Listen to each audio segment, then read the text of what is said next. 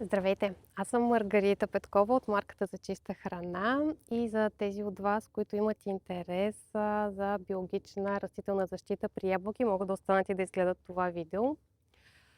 През изминалата година ние започнахме да тестваме приложението на биофунгицида Поливерзум, тъй като видяхме в другите държави, че има добра ефикасност и големи производители с биологично производство го използват именно за борба срещу заболяването стропясване по ябълката.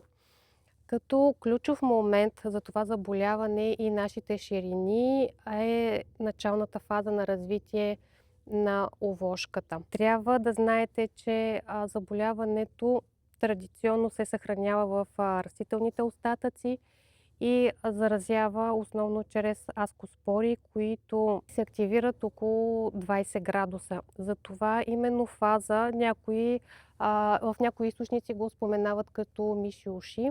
Именно това е по-важният момент за приложение, независимо дали биологична растителна защита или стандартна растителна защита.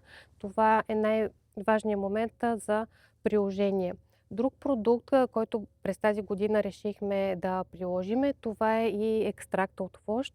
Ние го прилагаме като готов продукт. И както вече отбелязах, за да имате ефективна борба срещу това икономическо важно заболяване при ябълките, третирането трябва да се извърши в най-ранните фази на развитие при ябълковото дръвче. А за тези от вас, които гледаха първото видео при резидбата, може би преди около месец и нещо, могат да проследят как издържа овощарската замазка Arbocol Silver, не променя своите качества и защитават самия отрез на дървото. За всички тези от вас, които имат интерес към продуктите, повече информация може да научите в нашия сайт за чистахрана.com, както и при нашите партньори с физически обекти.